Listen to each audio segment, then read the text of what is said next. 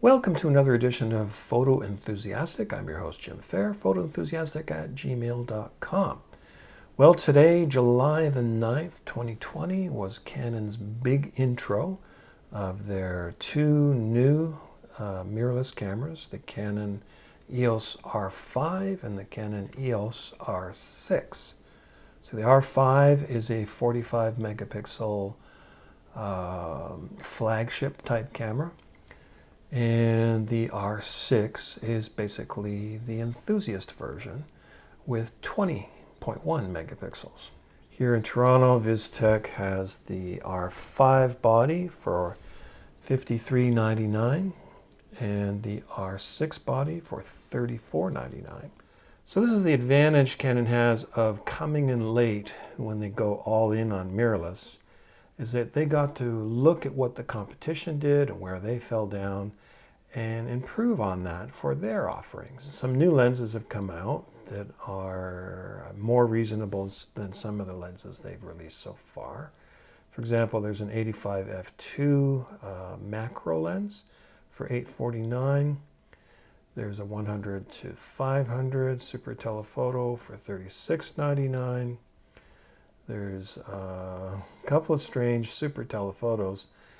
A 600 f11, so fixed f11, 600 mil, is $949. And there's a similar 800 f11 for $1249 Canadian. So these are Toronto retail prices. I got them from the VizTech website. All of this stuff is pre-orderable as of today. Both of the cameras, 12 frames per second mechanical shutter, 20 frames per second electronic. The R5 does 8K RAW, 4K up to 120 frames per second, 10-bit 422. And the R6, I don't see it here, but very, very, very, very amazing specs. So, oh yes, dual card slots. So on the R5, you've got a CF Express and a UHS 2 slot. On the R6, you just have two UHS 2 slots. They're really pulling out all the stops to hit this mirrorless market dead on. They've also released a new printer that can go 13-inch by 39 inches maximum. Both Canon and Nikon made the same mistake with mirrorless. They didn't go all in. They made a first effort that was kind of like, let's see if we do this, see what happens, and social media cut them to ribbons. So I don't think that there's anything really to criticize on these releases other than, I was kind of hoping the price wouldn't be so atmospheric there for the R6. So we'll have to see how that goes in the incredible shrinking camera market.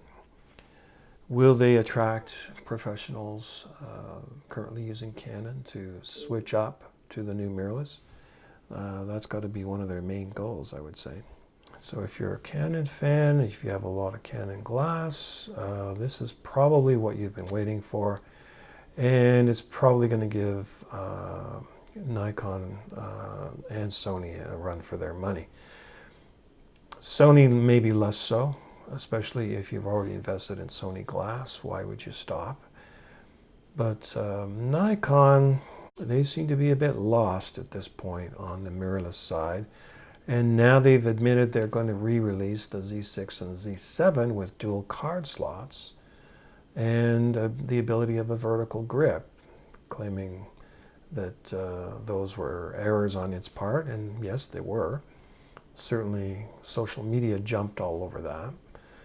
So it's interesting to see Nikon backpedal there and say, okay, we're going to fix this, but what does it mean if you're an existing Z6 or Z7 owner, right? Anyway, I have a D780. I'm happy with it. I don't think I'm going to dump all of that and go Canon, tempting as it may be. And just love new gear. But, I'm reasonably happy with the Nikon gear that I have now. But I look forward to trying the new Canon stuff And if we get any in at the institution I work for, I will definitely post some stuff about it here. Anyway, there's plenty of coverage of this elsewhere. Feel free to watch that coverage. I don't want to go in depth here because I don't have hands-on, and hands-on is important, right? So check all that out, and let me know what you think below. Thanks for watching. Fade out.